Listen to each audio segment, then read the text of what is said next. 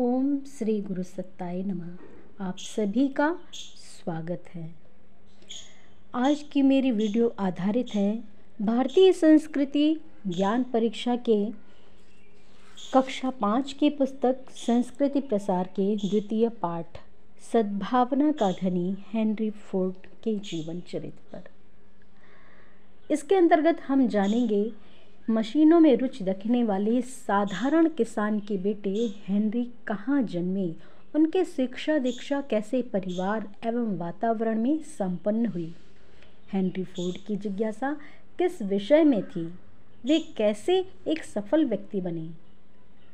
वर्तमान में जो कारें हम सड़कों पर दौड़ती देखते हैं, उसके इतिहास में हेनरी का क्या योगदान है। अंतर्राष्ट्रीय शांति के पक्षधर हेनरी को किस पत्र ने राजद्रोही ठहराया तथा क्यों।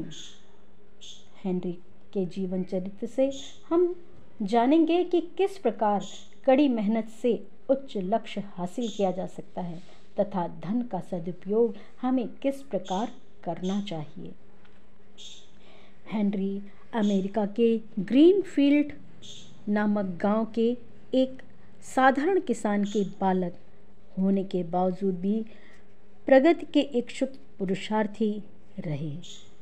वे कभी भी अपनी स्थिति से संतुष्ट नहीं रहे। वे उन व्यक्तियों में शुमार थे जो अपनी स्थिति से संतुष्ट नहीं होते और निरंतर आगे बढ़ते रहना चाहते हैं। वे नदी की तरह निरंतर गति करना चाहते हैं, तालाब की तरह स्थिर नहीं रहना चाहते। ऐसे व्यक्ति महान उपलब्धियों को प्राप्त करते हैं। इसी प्रकार से हेनरी इंजीनियर बनकर ही संतुष्ट नहीं हुए। वे अपने कारखाने में काम करने के बाद बचे हुए समय को नवीन यंत्र बनाने में व्यतीत करते थे। वे अपने पिता के लिए एक ऐसी गाड़ी का निर्माण करते हैं जो उन्हें खेतों पर सामान लाने ले जाने में सहयोगी हो सके। वर्तमान में कारों के इतिहास में इसीलिए इनका योगदान उल्लेखनीय है। आपातकालीन स्थिति में अमेरिका की जी जान से सहायता करने वाले हेनरी फोर्ड का विवेक कहता था कि शस्त्रों की होड़ मानव के लिए हितकर नहीं है। हेनरी में एक सच्चे मानव के गुण थे, तभी वह सरकार की नीति के विरुद्ध आंदोलन चला सके। हेनरी फोर्ड के कारखाने में 18,000 आदमी काम करते थे। वे यह नहीं देखते थे कि यह व्यक्ति मेरे काम का है या नहीं, यह यहाँ काम कर सकेगा या नहीं, वरन यह देखते थे कि उसे कौन सा काम देकर उससे रोजगार दिया जाए। समाज में जो लोग स्थान नहीं पा सकते, उनको भी वे अपने यहाँ काम देते थे। वे ऐसे लोगों को जिन्हें काम नहीं मिलता था, काम दे करके उन्हें उचित वेतन और सुविधाएं भी प्रदान करते थे। दान देने में भी हेनरी फोर्ड कभी पीछे नहीं रहे। उन्होंने फोर्ड फाउंडेशन का गठन किया। हेनरी फोर्ड बहुत ही साधारण जीवन जीते थे और वो वैसे ही मृत्यु की भी कामना करते थे, और जो कि उन्हें प्राप्त भी हुई। हेनरी फोर्ड ने अपने अध्यवसाय से अपार धन अर्जित किया और उसका उपयोग जन कल्याण में किया। कभी भी उस पर अहंकार नहीं किया। उन्होंने जीवन जीकर बताया कि धन साधन है, साध्य नहीं। हम सभी को हेनरी फोर्ड के जीवन से प्रेरणा लेनी चाहिए। भारतीय जन महापुरुषों, वैज्ञानिकों, धर्मवेत्ताओं, संस्कृत निष्ठों, राष्ट्रभक्तों के अध्ययन अध्यापन में विश्वास करते हैं।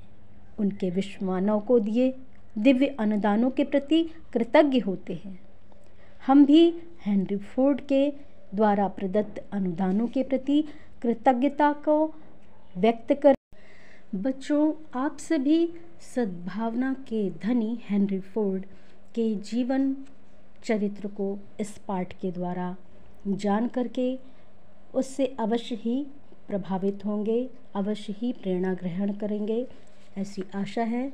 और आप सभी अपनी पुस्तकों को, अपनी जो भी अध्ययन है उसको अपने वरिष्ठ जनों के साथ में, माता पिता के साथ में बैठ कर के करें, ताकि यदि आपकी कोई जिज्ञासा के प्रश्न हो तो उसका समाधान हो सके। और ज़्यादा से ज़्यादा यह प्रयत्न कीजिए कि आपके पाठ के अंतर्गत जो भी बिंदु आपको ऐसे लगते हैं कि जिन पर प्रश्न निर्मित किया जा सकता है, तो आप साथ साथ में पेन और पेपर लेकर के बैठिए और उस पर प्रश्नों को बनाते चलिए। इससे आपको यह लाभ होगा कि आप पाठ का अध्ययन करने के साथ साथ आपके द्वारा जो प्रश्न बनाए जाएंगे वो आपको सदैव स्मरण रहेंगे और फिर परीक्षा में अंकों पर भी इसका प्रभाव पड़ेगा। हम अभ्यास के द्वारा जो भी चीज़ सीखते हैं वो हमें सदैव याद रखती हैं, सिर्फ रटने से हमें चीज़ें याद नहीं होती हैं। तो हमें मनोयोग पूर्वक अपने पाठ को पढ़ना है तथा साथ साथ में प्रश्नों को भी बनाते चलना है और उसके उत्तर आपको यदि साधारण तरीके से मिल जाते हैं तो ठीक है, और संभव है मिल ही जाएंगे, क्योंकि जब आप पाठ पढ़ेंगे तो आपके मस्तिष्क में प्रश्नों के साथ साथ उत्तर भी अवश्य ही आते जाएंगे। इसी के साथ यह वीडियो समाप्त करती हूँ। आशा है आप सभी को यह वीडियो अवश्य ही जानकारी देकर जाएगा। बड़े ही ध्यान से अपने पाठ को पढ़ें, प्रश्न उत्तरों को तैयार करें और अच्छे अंक प्राप्त करें। हृदय से सभी का बहुत बहुत धन्यवाद मुझे सुनने के लिए, मेरी वीडियोस को देखने के लिए। इस वीडियो को ज़्यादा से ज़्यादा बच्चों तक शेयर करें।